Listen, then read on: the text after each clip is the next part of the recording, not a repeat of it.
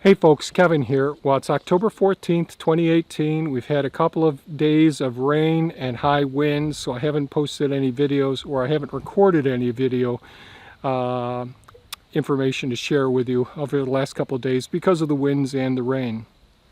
However, because we had the rains recently, one potential source of polluting the environment, it certainly shows up at that time. So I got the GoPro camera out this morning, so the water's still running and draining through our systems here.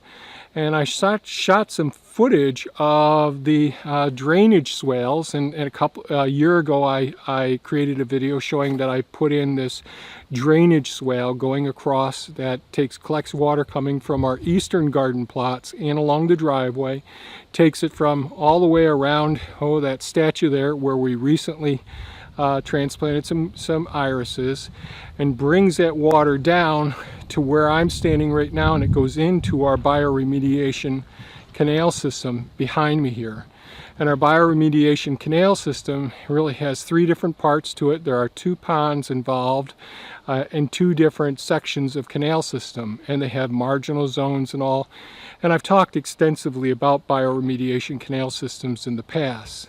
However, since we got the rain yesterday, the water that's coming down from this drainage swale that's going along this side actually looks a little coffee-like. It's darker in color, showing that there's some of the compost constituents being released into the water as the rain goes through the system and percolates out through the wood chips that are around there, and it gets into the environment. And if we don't take appropriate precautions, we're creating non-point sources of pollution, and farmers are really responsible for so much effect. You know, we've killed zones in the ocean, we've polluted groundwater resources where people's wells are no longer potable. They're not no longer, the water systems have to be treated.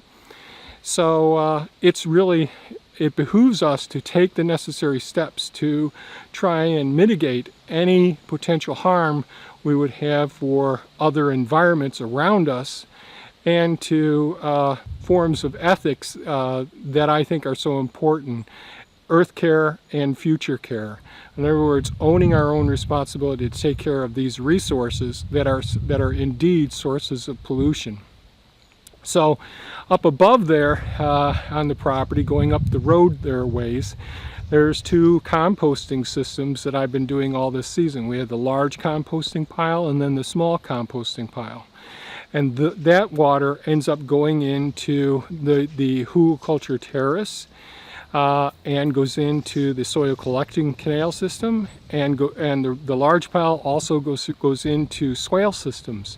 And if we look at the water that's coming out of the canal system, it looks crystal clear. Now, would I say drink that water yet? No, I wouldn't drink it. I'd still be filtering it. But you could see a big difference between the leachate that comes from recently deposited compost, and with the recent rain, you could see it looks a little like coffee. Whereas the stuff that's gone through the first couple phases up there, it looks like crystal clear water. That water ends up going, both of those forms of water end up going into the bioremediation canal system and going through several ponds and other swales, and ultimately capturing all of those waste products, turning them into growth of plants and animals.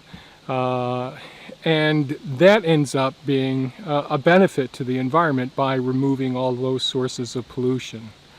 So this is a short video just to demonstrate that you can visually see contaminated, polluted water leaving one location on our property, freshly created compost where we did those transplants of the irises recently and put the wood chips around them back there. So what we did was we're circumventing or intervening before these nutrients that are sources of pollution leave our property. The nitrates and phosphates are certainly detrimental to be spread and not be controlled or dealt with on farmers' property. So if you found this video of value, please give us a thumbs up, share it with your friends. Please ask any questions, leave any comments below. I posted videos before about bioremediation and our systems that we have here on site. I posted videos on our soil collecting canal system as well, which is really the first phase of a bioremediation system as well. And we're collecting those sediments. And I won't go on any further about that. I wanted this to be a short video. But I hope you folks have a wonderful day. Remember, any comments or questions, please leave them below. And take care, folks. Bye-bye now.